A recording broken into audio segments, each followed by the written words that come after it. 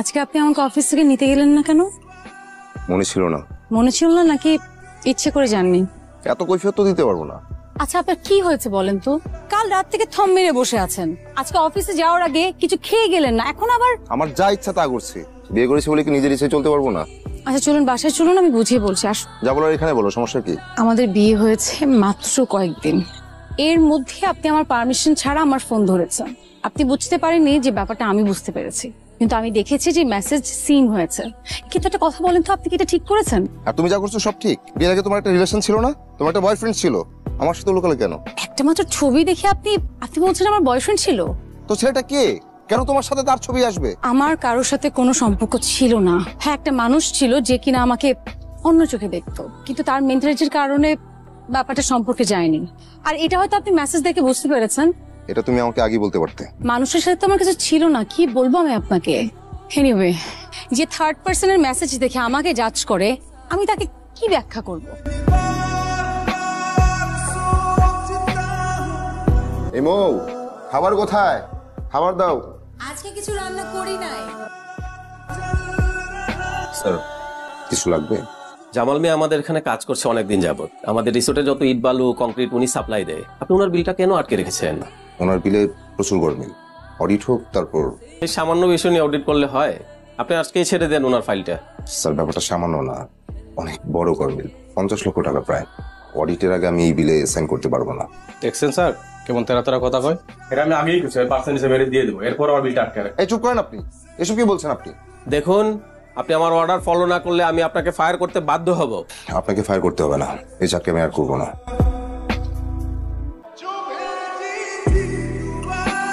I auto, I যান। আরে আমি যাবো তো। আমি রাস্তা চিনি।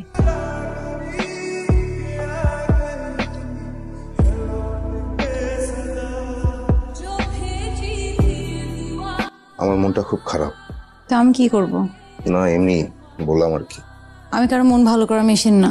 তোমাকে বলেছি আমার মন ভালো করে দাও। মানে কি বলবেন, সরাসরি বলেন আমাকে। স্যার 11,480 টাকা। আচ্ছা, আজকে না, কালকে নিও। না স্যার, টাকাটা আজকে দিলে ভালো হয়। সবার ভালো তো আমি দেখতে পারবো না, আমার ভালো তো আমাকে দেখতে হবে না। যাও, কালকে নিও। জি স্যার। হ্যাঁ দোস্ত, আমার চাকরিটা তো চলে গেছে, হুট করে একটু ঝামেলায় পড়ে গেলাম। তোর কাছে কিছু টাকা পাই না, ওইটা আমাকে দিয়ে দে। হ্যাঁ, একটু জরুরি। আপনার চাকরি চলে গেছে, আপনি আমাকে বলেননি কেন? কেউ শুনতে চাইলে তো বলবো। কি এমন হয়েছে? অসৎ কিছু করবো না তাই। ভালো করেছেন, এটা একটু নেন, রাখেন। না না, লাগবে না, ম্যানেজ হয়ে যাবে। এখন এই টাকাটা দিয়ে দোকানের বিল পরিশোধ করবেন, বাকি যেই টাকাটা থাকবে সেটা আপনি খরচ করবেন। চাকরি পেলে আমাকে দিয়ে দিবেন। দরকার বা বাতিল কিন্তু অপশনের ক্ষেত্রে হয়, এটা কোনো অপশন না, এটা ফ্যামিলি। এখানে আপনার দায় যতটুকু, আমারও ততটুকু।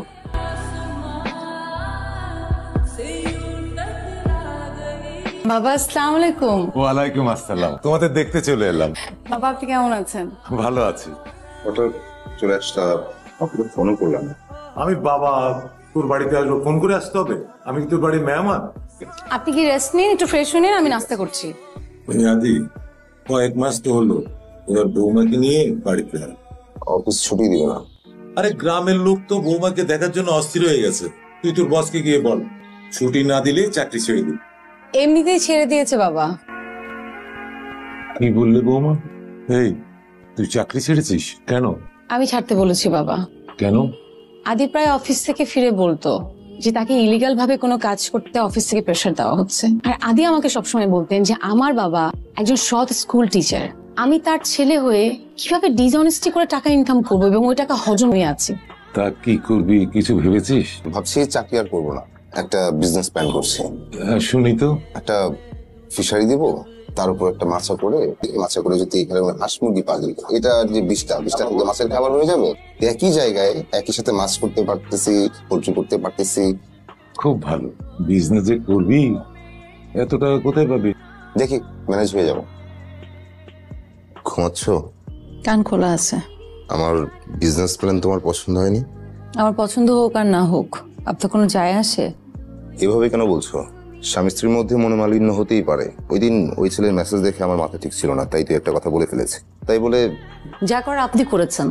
আপনি আমাকে পদে পদে ছোট করছেন এবং আজকে আমাকে শেষবারের মতো ছোটটা করলেন। মানে আপনার বিজনেস প্ল্যান সম্পর্কে আপনি আমাকে কিছুই বলেননি। আপনার আমার ভালোবাসার মাঝে একটা দেয়াল তৈরি হয়েছে, যে দেয়ালটা অহংকারের। আর যে অহংকারের কারণে আপনি আমাকে কথাটা বলতে পারেননি। আমি অনেকবার বলতে চেয়েছি, এই ব্যাপারটা নিয়ে আমি কদিন যাবতই তো রিসার্চ করছি, বলবো বলবো করে বলা হয়নি। এনিওয়ে, আপনার বিজনেস প্ল্যান আমার পছন্দ হয়েছে, ভালো। Wait, happy birthday to you. আপনার মনে ছিল? কি মনে হয় আমি শুধুই অহংকারী, একটু প্রেমিক না? ভেরি নাইস, কিন্তু এটা তো অনেক দামি। আপনি এখন এটা কিভাবে? তোমার চাকরি আছে বলে কি খুব ধনী ভাইব নিচ্ছ? এটা অহংকার না? শোনো, আমার চাকরি না থাকতেও চাকরি ছিল, পেন্ডিং বেতন দিয়েছে, সেখান থেকেই কিনলাম। এখন এসব কেনার কি দরকার ছিল? আর সামনে একটা বিজনেস স্টার্ট করবেন। ওটা ম্যানেজ হয়ে যাবে, গ্রামের জায়গাটা বন্ধক রেখে ব্যাংক লোন নিব। কিন্তু এটা আমার সাথে তোমার প্রথম জন্মদিন, স্পেশাল ফাজে। খুব সুন্দর। এখানে আসলে কেন? আমরা তো ডিনারে যাবো আজকে, বাবা আসছে, মাও আসবেন। বাবা মা তো আসবে সন্ধ্যায়, আর এই সময়টা শুধু আমাদের। এটা কি টাকা? এই টাকা লাগবে না, ধরো লাগলে আমি চেয়ে নিব। ডিনারের খরচ আমি আলাদা করে রেখেছি। এটা ডিনারের টাকা না, ব্যাংক চেক, আমার সারা জীবনের সেভিংস। এত টাকা? আশা করি এটা আপনার বিজনেস স্টার্ট করার জন্যই না। এই টাকা আমি নিতে পারবো না, রাখো তো। আর আমি তো বলেছি যে আমি টাকা ম্যানেজ করতে পারবো, রাখো। এই সেভিংসটা ছিল আমার ফ্যামিলির ফিউচারের জন্য, আর আমার এখন মনে হচ্ছে যে এই টাকাটা দেওয়ার সময় এখনই।